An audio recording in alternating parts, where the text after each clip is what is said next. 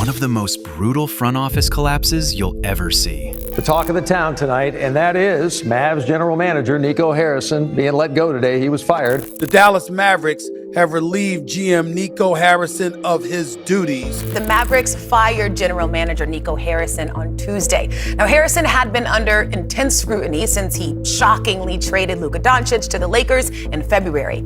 If you would have told an NBA fan 3 years ago that the Dallas Mavericks, an organization built on 2 decades of Hall of Fame stability, an organization that struck gold in 2018, an organization that had the closest thing to a European LeBron James walking through their doors, would eventually wake up one morning without Luka Doncic, they would have laughed at you, blocked your number, and deleted the app.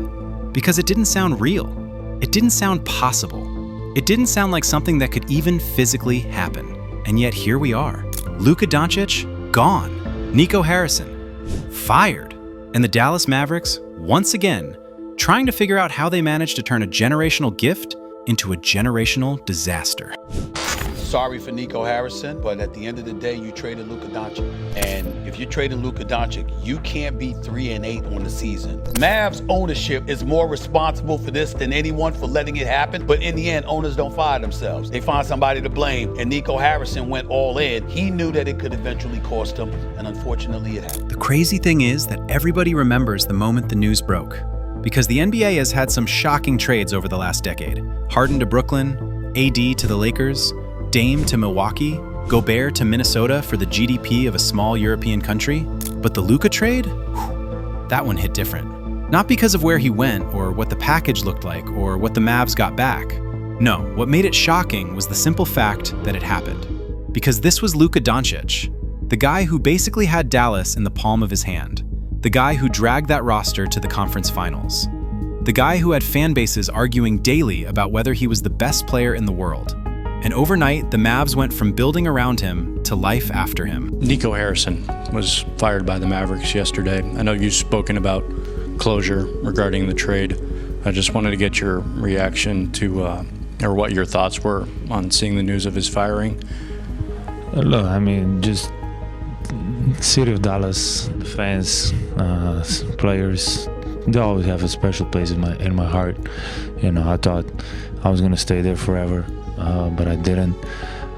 So there'll always be a special place for me. Always I can call it home. But right now I'm focused on the Lakers, you know, trying to move on. But obviously, always there's gonna be part of me in there. But just trying to move on, focus on what we're doing here. But to really understand how Nico Harrison ended up being fired, we can't start with the trade. We have to start with the slow, painful build toward it. The tension, the misfires, the roster decisions, and the pressure of having a generational superstar whose timeline moves faster than your franchise's ability to keep up with him. From the moment Luka entered the league, he wasn't just good, he was ahead of schedule. And every time he made a leap, the front office had to sprint just to stay within arm's reach. Some teams have 7-year rebuild windows. With Luka, you had like 2, maybe 3 if he was feeling generous. With Nico now gone, and you obviously have a lot of fans back in Dallas, is there a world in which you could ever see yourself playing for that franchise ever again, perhaps one day down the road? Right now, I'm just focused on the Lakers, man. Like, there's no further comments. And at first, it looked like Nico Harrison might be the guy to pull it off. He wasn't a traditional GM. He didn't come up through the scouting department or the cap nerd pipeline. He came from Nike. Relationship builder, player whisperer, a guy who could text stars without it feeling weird. The vision was simple. Take the player empowerment era, combine it with a marketable, global superstar, and build a team through connections more than convention. And early on, it kind of worked. They landed Kyrie Irving, something people swore wasn't possible. They retooled the roster around 2 elite offensive engines. They made a Western Conference Finals. For a moment, everything looked like it was lining up. But the NBA has a funny way of turning optimism into urgency, and urgency into panic. And once Luka began hinting that he wasn't willing to waste his prime seasons hovering around 6th place, that urgency turned radioactive. Because Luka wasn't just a star. He was an entire economy, global reach, historic production, the type of player who bends the rules of how winning basketball is supposed to look. Until suddenly, it doesn't bend enough. The cracks began appearing when the Mavs tried to build a defense that could hold up in the playoffs. Every time they found a competent defender, they had to sacrifice something else. When they found a shooter, he couldn't guard a stop sign. When they found a wing, he couldn't create off the dribble. The roster never synced up. They were either too small or too slow or too dependent on Luka and Kyrie doing something supernatural every single night. And eventually, that caught up with them. Luka, publicly calm, privately frustrated. Kyrie, brilliant but inconsistent availability early on. The supporting cast, solid but nowhere near championship caliber. And Nico Harrison, stuck in the middle, trying to convince both his superstar and his owner that there was a plan, even when the plan kept changing. The season before the trade, Dallas got knocked out early. Not humiliated, not embarrassed, just exposed. And the message became clear. Luka wasn't going to sign another long-term extension unless things changed drastically. And that's when everything went off the rails. Enter the trade request. Now, Luka didn't come out and say, "Trade me," at least not at first. The modern superstar playbook is way more subtle. Cryptic comments in press conferences, a few choice quotes about competing at the highest level, a couple social media breadcrumbs, and once the media picked it up, it snowballed. Within a month, insiders were reporting that Luka wanted changes one way or another. And for most front offices, that phrase means, you have 6 months to build a contender before things get messy. For Dallas, it meant panic. It meant desperation. It meant decisions being made at 2 a.m, with the front office basically running on panic and zero sleep. Because once your superstar's camp starts making noise, you're already at a disadvantage. You're reacting, not controlling. What happened next is still wild to think about. Instead of doubling down on Luka, instead of going all in on a transformative upgrade, the Mavericks and Nico Harrison slowly convinced themselves of something insane. That if they traded him before he asked out, they could control the situation. Spoiler, they couldn't. It was like watching a team defuse a bomb by throwing it into a crowded room and sprinting the other direction. Dallas tried to sell the Luka trade as a superstar return package. They pointed to Anthony Davis, a couple young guys, and a stack of picks like it was some brilliant reset. But everybody knew the truth. You don't replace Luka Doncic with buzzwords. But no haul ever replaces Luka Doncic. You can stack picks, prospects, and role players until the roster looks full. It still won't come close to the impact Luka makes just by stepping on the floor. Guys like him bend defenses, change game plans, and flip entire seasons on their own. And Dallas treated him like he was just another name on a spreadsheet. Fans were stunned. Analysts were confused. Players around the league were calling their agents asking what Dallas was doing.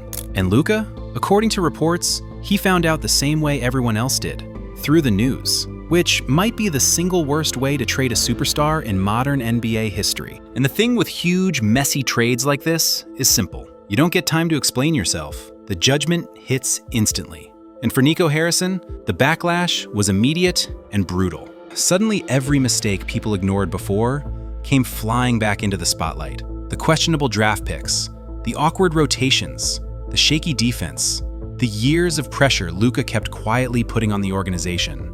All of it merged into one storyline, that this front office just wasn't built to handle a superstar like Luka Doncic. I've been a master my whole entire life since I've been a baby. This is the worst moment in the history of my life. This is ridiculous. This is crazy, man. We went to the NBA Finals. Why are we trading the best player, the franchise player? How are we trading the franchise player? We went to the NBA Finals. He's supposed to have a statue. Hell yeah. He's supposed to have a statue. Dirk got a statue right there. It's supposed to be Luka right there. Why we don't got a statue for Luka? The media circus barely lasted a week. The owner stayed quiet at first, and then he finally spoke. New plan, new direction. And that new direction did not include Nico Harrison. Fired, just like that. And suddenly, a tenure that once felt full of promise ended with one move that's going to haunt the franchise for years. Because even if the young players look good later, even if the picks turn into something, it won't matter. Dallas traded Luka Doncic, and there's no universe where that feels like a win. Right now, there's a video online of Patrick Dumont, and there's a fan who's wearing a Luka Doncic jersey. And there's a little bit more to this story. What exactly is going on there? Malika, within this conversation with the fan and this interaction that Patrick Dumont, the Mavericks governor, had, is I'm told he told the fan that we're going to be taking accountability. We made a mistake and we're going to do the right thing. And that obviously ended up being Nico Harrison being fired here Tuesday morning. And I'm told Patrick Dumont held meetings all day Tuesday and told staffers he's accountable as well, admitting he's responsible as well for what's happened. And that was giving Nico Harrison the green light. It was Nico Harrison's trade. It was his idea. He's the one that came up with this. But the fallout didn't stop on trade day. Luka's new team, the Lakers, felt the impact instantly. Tickets sold out, jerseys flew off shelves, and most importantly, they instantly became a threat. Because Luka is the kind of player who can turn a 33-win team into a 48-win team just by showing up to training camp in shape. He elevates everyone. Shooters become snipers. Role players become specialists. Big men suddenly have careers revived. That's what happens when you play with someone who manipulates the geometry of the court like he does. Meanwhile, in Dallas, the avalanche began.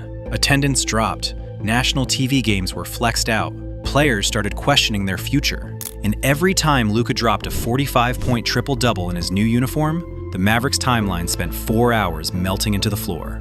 Think about the teams that traded superstar talents in their prime. Orlando with Shaq, Minnesota with KG, Cleveland with LeBron the first time, Oklahoma City with Harden. None of them recovered quickly.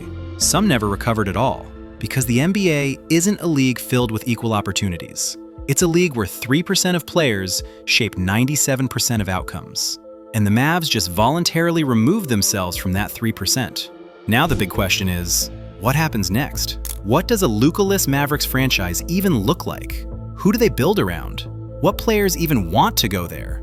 And how long until the owner has to answer the same question every GM now asks him behind the scenes? Why did you let this happen? Nico Harrison will get another job. That's how the NBA works. People forget, people move on, and executives with connections and relationships always land somewhere. But the legacy of his time in Dallas will always come down to one thing. Not the conference finals run, not the star acquisitions, not the creative roster builds. It will always be the moment he traded Luka Doncic. And maybe, in an alternate timeline, that trade works. Maybe the young players blossom. Maybe the picks turn into something. Maybe Dallas stumbles into another superstar the same way they stumbled into Luka in the first place. But the probability of that happening is astronomically low, because they made a decision so baffling, so avoidable, and so irreversible that people will be making documentaries about it 15 years from now. And speaking of documentaries, check out my video on the time Dennis Rodman kicked a cameraman. Link in the description. Sometimes you don't lose a superstar because they want out. You lose them because you weren't ready for what comes with having one. While the rest of the league kept evolving and trying new styles, Dallas basically kept leaning on one plan. Luka will figure it out. And when you put everything on one guy, scoring, creating, leading, the moment anything goes wrong, the whole thing falls apart. Look around the league at the star-driven teams that actually won titles. The Warriors didn't rely solely on Steph to create the entire offense. The Nuggets didn't ask Jokic to score 45 a night just to survive. The Bucks surrounded Giannis with defensive infrastructure so strong it could win them games even when he went 9 for 22. But Dallas kept asking Luka to be the point guard, the scorer, the engine, the bailout option, the floor general, the emotional leader, and, on some nights, the only above-average rebounder on the floor. It was unsustainable. The wildest part came after the trade. Luka's new team instantly became must-watch TV.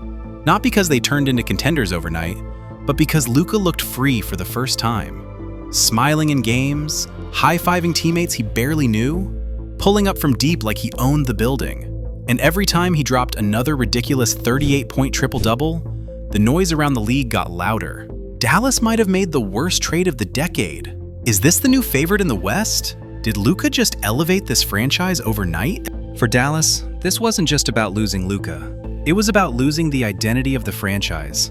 Because for 24 years, the Dallas Mavericks had a guy, Dirk, from 1998 to 2019. Luka from 2018 until the moment the trade went through. That kind of stability, that kind of star power, most franchises don't get that once. Dallas had it twice, back to back. And somehow, they took that blessing and launched it straight into the drain.